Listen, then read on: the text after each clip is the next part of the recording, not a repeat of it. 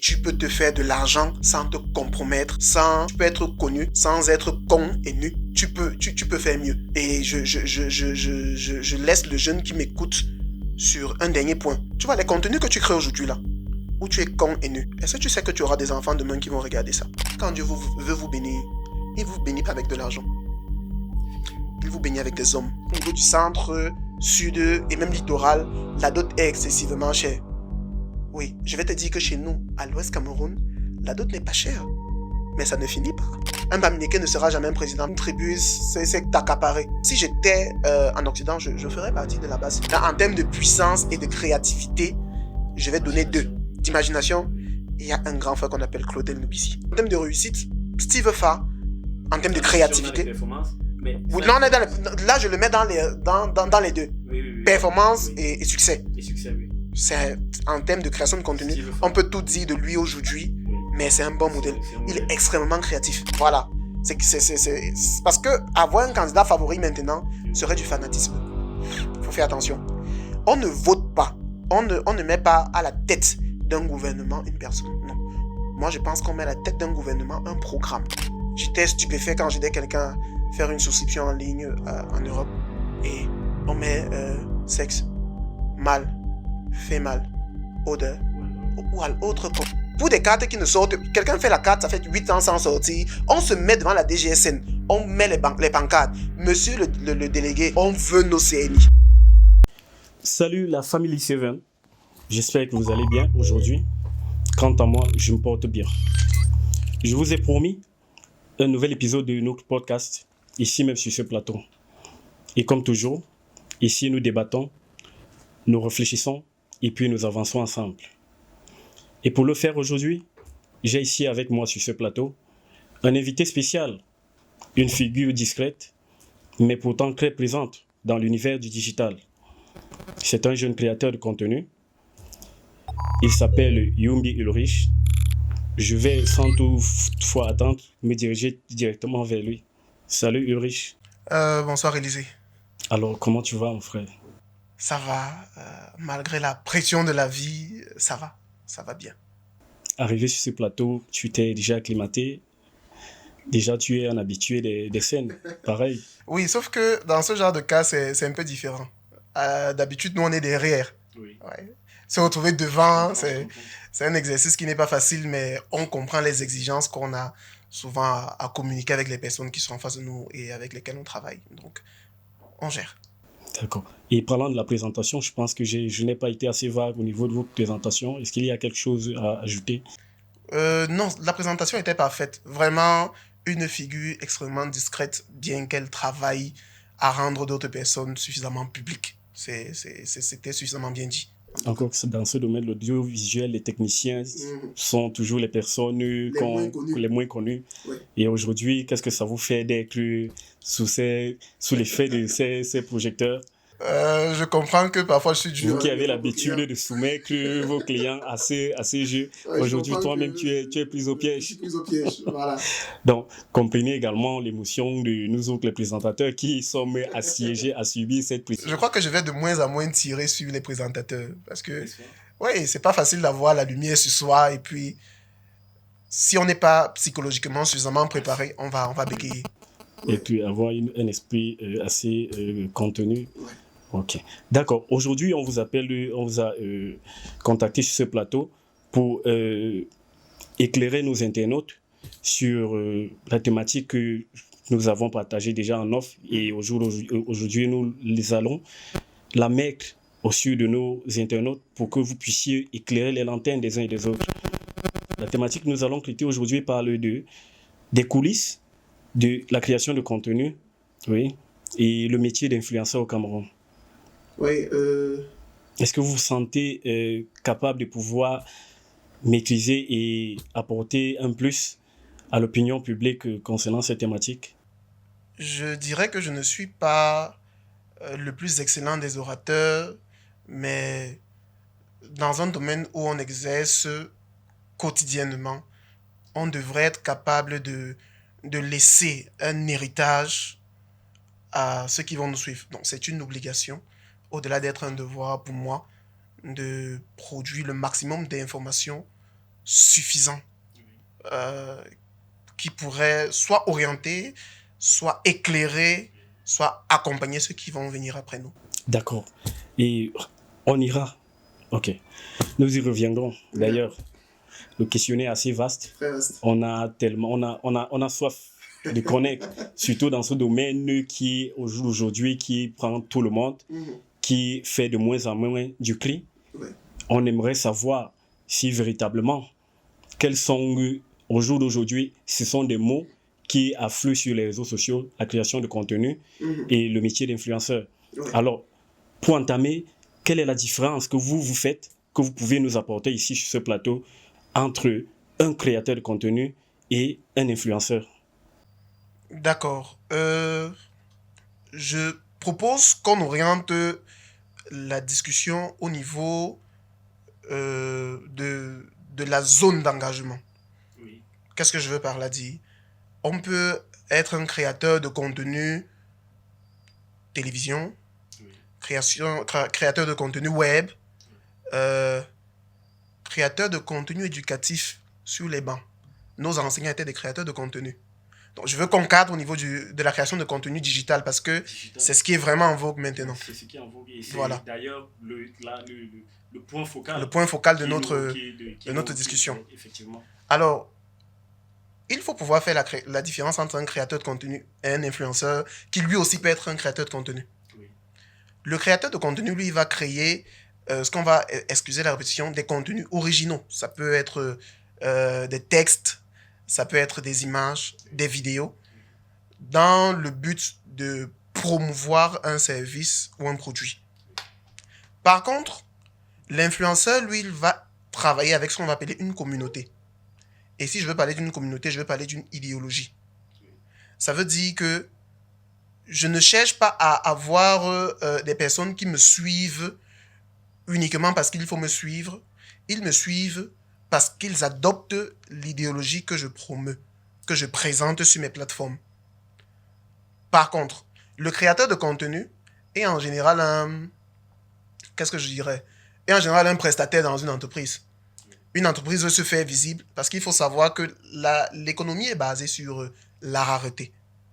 Et pour se rendre visible, aujourd'hui, ça a un coût. C'est-à-dire que j'espère que tu me permets de te tutoyer sur ce plateau. Ce sera plus... Nous sommes Voilà. dans un podcast. Voilà. C'est l'éthique. Tu vois un peu. Je suppose que ton entreprise veut commercialiser la marque de chemise que tu portes, qui est très jolie d'ailleurs. Merci. Alors, si cette chemise se trouve uniquement dans un atelier de couture, aussi beau que seront les conceptions, aussi belle, pardon, que seront les conceptions, aussi belle que sera la chemise, elle ne sera pas vendue. Il faudra quelqu'un qui va la mener à la lumière. C'est ça le créateur de contenu. Le créateur de contenu va donc utiliser des techniques neuromarketing telles que on va vous parler aujourd'hui dans les écoles de formation de AIDA. Oui. Un procédé d'écriture qui fera que lorsque j'amène ça dans le lieu de diffusion, je captive l'attention et ça pousse la personne à acheter. C'est ça le rôle du créateur de contenu pour des entreprises ou pour des personnes entités. Par contre, l'influenceur, lui, il va vous dire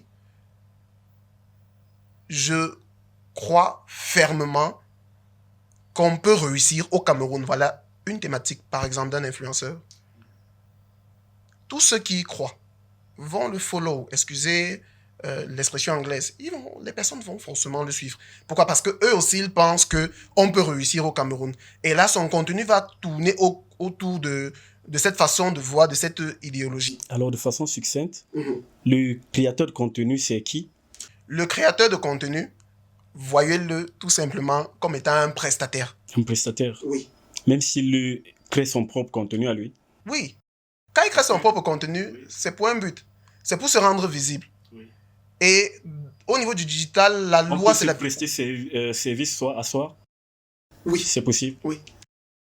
Je prendrai des exemples probablement tout à l'heure. Oui. Si je me rends visible personnellement,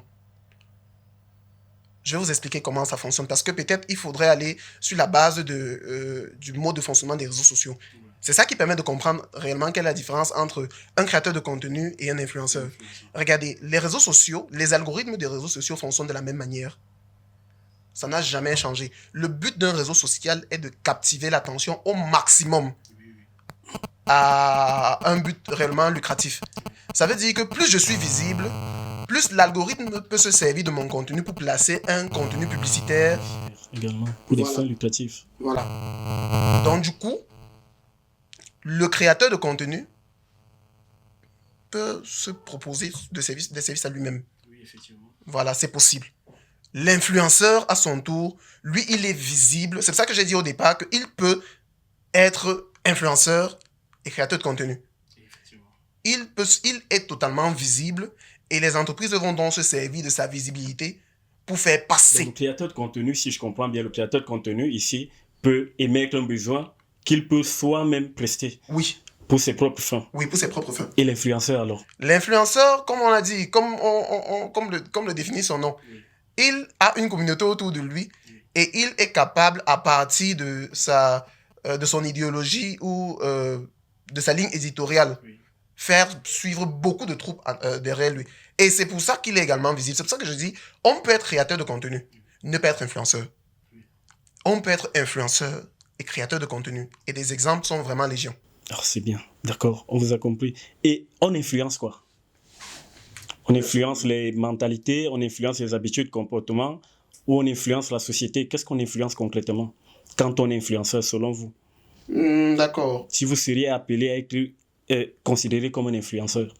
Certainement, je vais influencer les personnes qui constituent la société autour d'une idéologie. Je crois que c'est assez clair.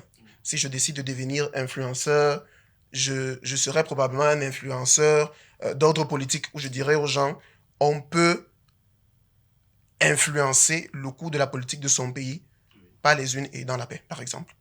Je suis capable d'être influenceur et tous ceux qui me suivent sauront que ma logique, mon idéologie, c'est que voici la démarche. On se fait concevoir une carte d'électeur, on attend le jour du vote, on vote et on surveille. Voilà mon idéologie. En tant qu'influenceur, tous ceux qui partagent cette façon de voir vont faire pareil. Puisque le riche dit qu'on fait comme ça, faisons comme ça. Merci. Alors, allons sur la question suivante. Est-ce qu'au Cameroun, dans le contexte social, politique actuel, est-ce que vous pensez qu'il est possible d'en faire de la création de contenu et du rôle d'influenceur un métier au Cameroun? C'est possible? La question a un problème. Okay. C'est en fait que c'est un métier au Cameroun. C'est devenu un métier au Cameroun, oui. C'est le contexte social politique qui l'a contraint à devenir un métier. Non, c'est l'avancée technologique qui a créé tout un village planétaire. Oui. Aujourd'hui, c'est incontournable. Avant d'être ici... La technologie a créé ces nouveaux métiers. Oui. Qui jadis n'existaient pas. N'existaient pas. Avant, il n'y a jamais eu d'influenceurs dans les années... Si, il y avait des influenceurs pas visibles. Oui. J'ai écouté un humoriste un jour, je vais taire son nom. Il a dit, avant, pour être connu, il fallait faire des recherches, trouver des résultats, dire des choses pertinentes. Mais aujourd'hui, il faut être con et nu. Avant, ils étaient connus, mais il n'y avait pas de visibilité. Est-ce que Thomas Sankara n'était pas connu? Si. Nous, on ne l'a jamais vu. Avec nos yeux, on n'a jamais vu Thomas Sankara. Mais quelle était la puissance des médias à l'époque de Thomas Sankara? Quasi nul. Quasi nul. Voilà. On a tous vu ça en classe de 3e, la révolution industrielle. Avant, les gens labouraient. L'arrivée des machines a métamorphosé le monde du travail. C'est pareil aujourd'hui. Aujourd'hui, oui, avec l'industrialisation. Aujourd'hui, l'accroissement de la puissance d'Internet, l'avènement des réseaux sociaux a engendré tous ces nouveaux métiers. Tous ces nouveaux métiers qu'il faut prendre au sérieux. La preuve, il y a quelque temps, on voulait payer une taxe sur chaque influenceur allait payer une taxe. C'est arrivé à une période où on a voulu taxer les influenceurs. La loi de finances 2024. Oui, taxe les influenceurs. Pourquoi? Bon, on taxe sur la base. Pourquoi est-ce qu'on ne taxe pas sur l'argent des beignets qu'on donne aux enfants quand ils vont à l'école. Parce qu'on ne considère pas ça... Ça ne génère pas de revenus. Ça ne génère pas de revenus. Oui, effectivement. Donc, ce qui génère un revenu est appelé métier finalement. Oui, Donc, on peut payer des impôts sur ce qui génère un revenu. Si ce qui génère un revenu est appelé... si on peut payer de l'impôt sur ce qui génère le revenu, et on appelle ça métier. Et qu'on taxe de l'impôt sur les revenus générés par les créateurs et les influenceurs. Après cette démonstration, on comprend donc que être influenceur ou créateur de contenu, c'est un métier à plein temps. En plein temps. Oui, la preuve. Mais si mon boss voit ça, il ne sera pas content. Mais entre 11h et 13h, j'ai quitté le bureau. Oui. Je suis allé en consultation dans une autre entreprise qui a du mal à communiquer. C'est-à-dire que la communication ne passe pas. Oui. Et là, je viens résoudre un besoin pour lequel j'ai été payé. Oui. Supposons donc que ce n'est pas un métier parce que j'ai reçu un argent sur lequel on ne peut pas me taxer aussi directement. Je crois qu'on arrive au bout de cette démonstration à comprendre qu'en réalité, la création de contenu et le métier et l'influence des personnes par des personnes dites influenceurs, c'est un métier à plein temps. Alors, si on en arrive donc à cette conclusion, ça veut dire qu'il y a du gain. C'est une activité lucrative. Oui. Alors, qu'est-ce qu'on gagne en créant du contenu ou en influençant? Pour le jeune qui va nous suivre, oui, et qui, avec les éclairages que vous nous apportez ici, sera sûrement captivé par vos arguments et va décider de mettre un emphase sur les rêves, à commencer à nourrir des rêves, oui, un jour de devenir influenceur ou créateur de contenu. Alors, qu'est-ce qu'on gagne concrètement? Okay. Parce que le monde devient de plus en plus capitaliste. Ok, je vais me prêter un exercice, Élisée. Oui. Je vais regarder directement l'objectif. Et je vais dire à un jeune qui me regarde, tu peux tu peux te faire beaucoup d'argent de façon noble, de façon honnête, avec la création de contenu. Maintenant que j'ai fini avec toi, je reprends avec Élisée. On peut gagner en revenu en termes de monnaie, en termes d'argent. Oui. Les revenus sont multiples. Oui, multiples. C'est-à-dire, je vais prendre... Multiples et multiformes. Et multiformes. Oui. J'en viens. Par exemple, aujourd'hui, avec l'avènement des intelligences artificielles, avant, je créais du contenu pour une seule entreprise. Avec l'avènement des intelligences artificielles, je me lève autour de 23h du matin. Autour de 23h, pardon. Je me couche autour de 2h du matin. Je crée des contenus pour 5 entreprises. J'envoie pour validation. Comme je suis également designer graphique, je vais concevoir le visuel pour chacune des entreprises. Et quand je propose, quand les boss là vont... Puisque je travaille en freelance, quand ils vont se réveiller autour de 7h, 8h, ils vont voir le contenu, ils vont valider.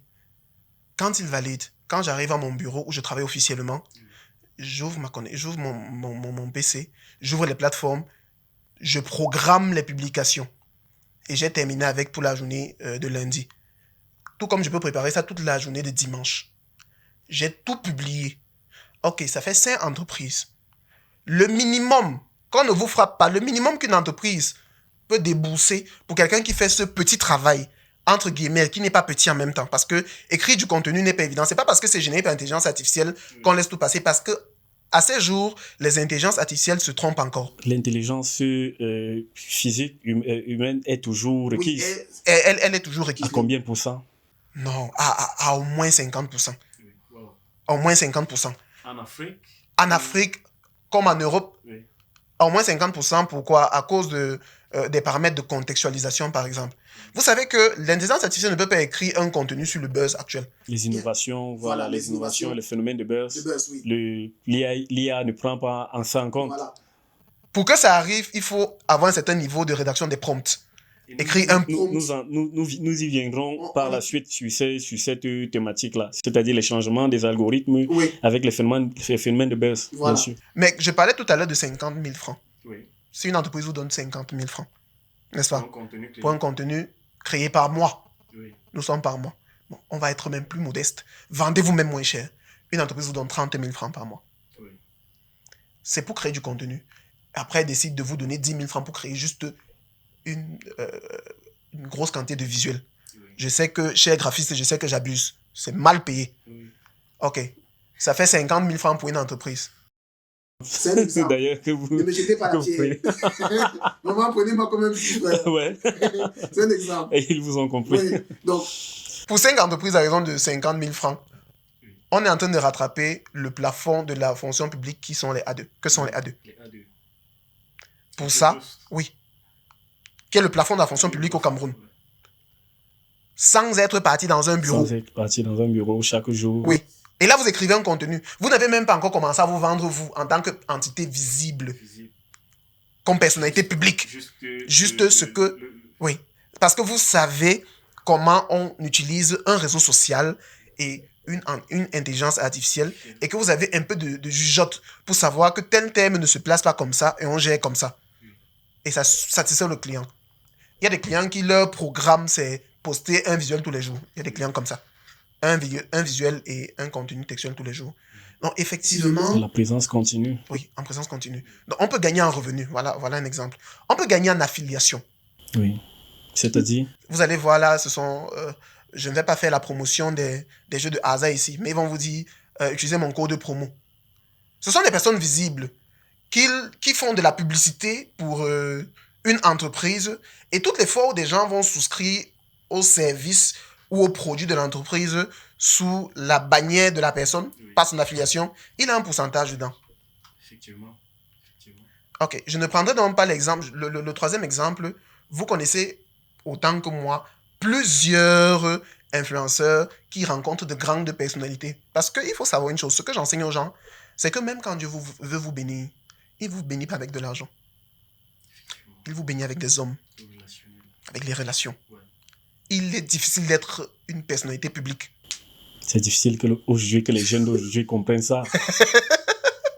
Tu peux pas être une personnalité publique. Donc on a compris ça, mais la jeunesse qui nous regarde aujourd'hui a cette difficulté. Le relationnel, oui. C'est la base de tout. Oui. C'est-à-dire que, parce que je suis une personnalité publique, oui. Si vous arrivez, observez, si vous avez un œil qui va très loin, au premier ministère, si, grand frère, tu vas m'excuser si c'est ton nom, hein, s'il arrive au secrétaire du premier ministre, il dit, je veux discuter avec le premier ministre. Dites-lui que c'est Steve Fa. Oui. C'est plus facile si on disait Ulrich qui n'est pas visible ou Jean-Pierre que je ne connais pas qui n'est pas visible. Mais c'est un énorme gain. La notoriété du nom, oui. c'est énorme. Donc je peux me limiter à ces trois. Des revenus vraiment en termes d'argent. Non, financier. Oui. Des affiliations. C'est-à-dire que parce que je suis visible, je peux rendre visible ton produit, je peux le faire vendre facilement. Oui. Et si je te dis, si tu vends ta chemise, une comme celle que tu portes, la chemisette, si on la vend à 40 000 francs, je dis, je veux 10 000 francs par chemise. À cause de ma visibilité, si je poste une vidéo et que 1000 personnes voient, je vais facilement l'écouler. Voilà, je vais facilement l'écouler. Et je me fais beaucoup d'argent. Il y a des personnes qui se font beaucoup d'argent uniquement à cause de la publicité, de l'affiliation. Donc, on peut... Je souhaite qu'au terme de ce podcast, oui. Qu'un jeune rêve, c'est possible. Et tu peux te faire de l'argent sans te compromettre, sans... tu peux te faire de l'argent, tu peux être connu sans être con et nu. Oui. Voilà. Tu peux faire mieux. Et je laisse le jeune qui m'écoute sur un dernier point. Parce que j'ai le sentiment que tu veux passer à la question suivante. Sur un dernier élément. Tu vois, les contenus que tu crées aujourd'hui là, où tu es con et nu, est-ce que tu sais que tu auras des enfants demain qui vont regarder ça? Je garde ça en mémoire, que la personne médite sur la question. Voilà. C'est compris. Alors, si on revient un peu à ta personne, qu'est-ce qui t'a motivé de te lancer dans la création de contenu? Parce qu'aujourd'hui, tu donnes des conseils, ouais. Mais je ne sais pas, est-ce que ce sont les gains qu'on a cités précédemment qui t'ont attiré dans ce métier, encore que tu n'étais pas encore connaissant? Oui. L'existence de ces gains quand tu te lançais, mais dis-nous, qu'est-ce qui a été ta réelle motivation de te lancer dans la création de contenu? Je vais partir... Pas pour chuter, quand vous allez chuter, vous nous direz depuis combien de temps aujourd'hui que vous faites, que vous créez du contenu. Je vais partir d'une anecdote. Il y a un peu plus d'une vingtaine d'années, moi je suis très proche de ma mère. Donc on regardait à la télévision, je peux citer une chaîne de télé, ça dérange, ou je peux... Si vous demeurez dans l'éthique, Oui, si non, c'est on reste dans pas l'éthique. dans la propagande. Oui, on regardait une émission sur une télévision française. Oui. Et c'était un feuilleton, voilà. Ça s'appelait Le Destin d'Elisa. Et j'avais remarqué que dans cette chaîne-là, en fait... Avant, on suivait les feuilletons. Hein. Les feuilletons étaient très instructifs. Très instructifs. C'est pas les novellas d'aujourd'hui. Où tu as peur de regarder avec un parent. Oui, effectivement. Du coup, quand la publicité arrivait, ils alignaient 15 publicités. Oui. Et je voyais ma mère rester focus. Elle regardait toutes les 15 publicités. Elle voyait la deuxième partie de l'émission. Le samedi, il y avait un feuilleton également d'un très grand réalisateur camerounais qu'on n'aura pas honte de citer, monsieur Ebenezer Kepombia, Les Déballeurs. Donc, le samedi à 19h30, c'était entre 19h30 et 20h. Oui. Sauf qu'à partir de 19h45, il y avait souvent une pub. C'était une pause publicitaire de 3 publicités. Mais curieusement, c'est à ce moment-là que ma mère allait tourner la sauce à la cuisine pour qu'on mange après, à 20h. Et je me suis dit, il y a quelque chose entre leur publicité et notre publicité. Ça, j'avais retenu ça comme ça. Mais je ne savais pas que ça m'aurait été utile après avoir beaucoup échoué à l'université, échoué énormément de concours. Donc, le but au départ, ce n'était pas l'argent. Au départ, c'était, en entrant en école d'audiovisuel, c'était mon plan A, B, C, D, E, F. Voilà. Du coup, arrivé, j'ai commencé donc à comprendre le système de l'information. Et je ne me suis jamais senti, ayant fait mathématiques à l'université, je ne me suis jamais senti aussi à l'aise que dans le domaine de la subtilité communicationnelle. C'est comme ça que je me retrouve, après avoir travaillé le domaine publicitaire en audiovisuel. Qui est venu m'éclairer. Mais c'était aussi une belle opportunité de la part de mon boss à cette époque, qui, dans la mutation du personnel, m'a dit, tu peux bien t'en sortir, va essayer. Et c'est comme ça que, quand je me retrouve en train de réveiller le besoin d'enfance, je décide d'aller à l'école. Parce que il faut savoir que je peux vous faire rêver en vous demandant de vous lancer dans la création de contenu, mais pour tous les métiers, il faut se former. Il faut se faire former. Donc, on peut dire, il faut toujours également remercier cet aîné qui vous a... Qui n'a pas été un grand frère inutile. Il n'a pas été un grand frère inutile. Et vous, il faut reconnaître que vous aussi, vous n'avez pas été têtu. Oui, je n'ai pas été têtu. Si vous êtes là aujourd'hui avec toutes ces connaissances, c'est parce que vous n'avez pas eu une oreille dure. Voilà, et il faut savoir aussi que on n'a pas le même background. C'est-à-dire, il y a des gens, après le bac, vous voyez son cas dans la CNPS. Effectivement. Le même parcours. Le même parcours. C'est ça que je vous le dis. Voilà. Pour avoir le même départ. Mais pas la même continuité. La même continuité. Ouais. Voilà, donc... Et... Parce que j'allais justement vous poser la question, après avec des études universitaires en filière mathématiques, ça veut dire que vous aviez d'autres rêves? Oui, j'avais mais pas dans la création de contenu. Non, très loin de la création. Et les rêves là, c'était quoi? Je rêvais être au départ ingénieur statisticien. Et c'est quoi? Qu'est-ce qui a brisé vos rêves? Est-ce que vos rêves ont été brisés, les concours? Oui, les concours. Encore les éternels, la problématique, les éternels concours au Cameroun. Les concours. J'ai aimé, à cause de mon ancien de mathématiques de seconde, première, terminale, de mes anciens seconde, première, terminale, j'ai aimé enseigner les mathématiques. Et vous vous sentiez, aujourd'hui, est-ce que vous culpabilisez d'avoir eu un manque de compétences, ou bien vous êtes plutôt hargneux d'avoir été compétent pour obtenir le concours et que vous ne l'avez pas eu? Non, je suis ravi de n'avoir eu le concours là. Non, je suis ravi. Il faut être honnête, je suis ravi. Mais lorsque vous l'aviez échoué, est-ce que c'était le même ressenti? Non, c'est pas le même ressenti. Il fallait pleurer. Moi, j'ai fait des cours de répétition pendant longtemps. Oui. J'aurais pu maudire le ciel, en fait. Oui, les prépas, j'ai enseigné. Oui. Parfois, tu enseignes des personnes. Ils ne savent pas que tu vas présenter le concours avec eux. Eux, ils réussissent. Toi, tu échoues. C'est une énorme frustration. Oui, c'est une énorme frustration. Mais bon, tant qu'on peut se réveiller le matin, on n'est pas sûr que le combat est fini. Le combat est fini. Ouais. C'est le capital. On va recommencer. Et je suis là où je suis aujourd'hui. Et pour chuter, comme on demandait, ça fait 5 ans. 5 ans que je crée du contenu. Ok, d'accord, c'est entendu. Alors, vous créez du contenu pour entreprise? Oui, parce que vous êtes au corporate pour entreprise. Comment est-ce que vous faites pour garder l'authenticité et vos valeurs, quand bien même vous savez que vous travaillez avec des marques qui peuvent être parfois très exigeantes? La première des choses, c'est que personnellement, je ne travaille pas que pour de l'argent. Oui. Je ne travaille pas que pour de l'argent. Euh, pour que j'accepte de travailler avec une marque ou une personne, il faut qu'il y ait un minimum de parallélisme entre leur vision et ma vision. Oui. Compatibilité. Il faut qu'il y ait compatibilité. C'est le premier élément. Pour rester authentique,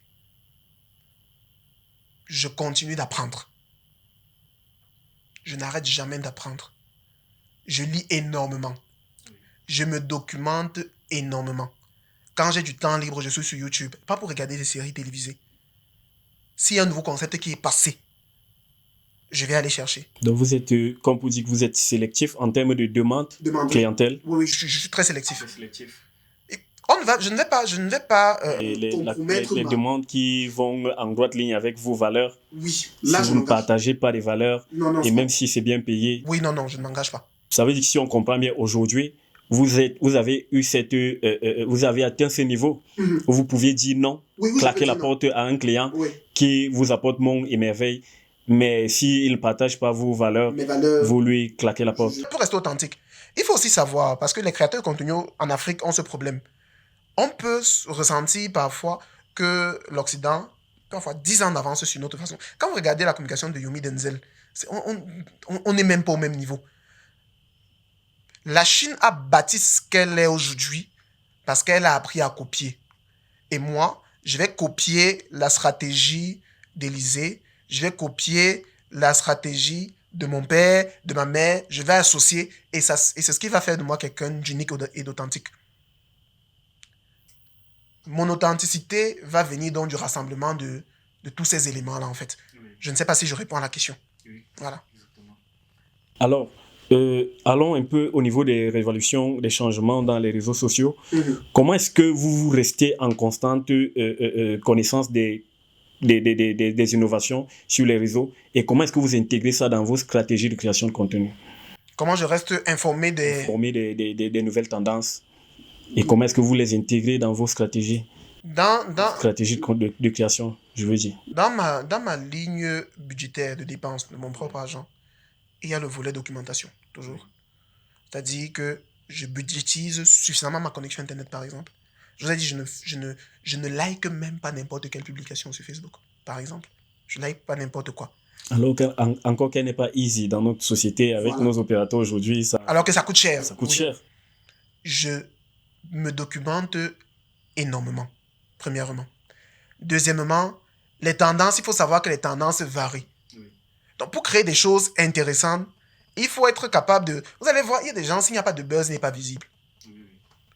Ça veut dire que tu as un problème. S'il faut un buzz pour que tu sois visible, ça veut dire que tu as clairement un problème. Ça veut dire qu'en fait, tu n'as rien à offrir. C'est pourquoi je ne peux donner que ce que je possède. C'est pour ça qu'il faut que j'engrange le maximum d'informations. C'est constant. Oui. Dans l'information. Voilà, dans l'information. Je dois avoir la capacité de donner d'avoir mon mot dans chacun des secteurs, par exemple. Donc, les créateurs de contenu qui vont seulement... Oui, un esprit assez ouvert. Enfin, voilà. Vous allez voir, il y a eu un phénomène de on tampote. Moi, si je commence avec on tampote sur ma publication, c'est que c'est tout ce qui sera... C'est comme on va dire en anglais, a hook. C'est-à-dire que l'hameçon. Juste pour accrocher.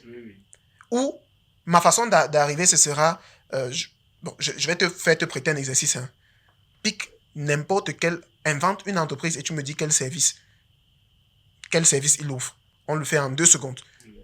Choisis, invente une entreprise. La Fecafoot. La Fecafoot. Ouais. C'est un terrain glissant. Mais là, si je veux créer un contenu sur la Fecafoot, tout en conservant la nature du buzz, je vais vous créer un contenu comme voici les 4 raisons pour lesquelles vous devez exiger la démission de Samuel Eto'o.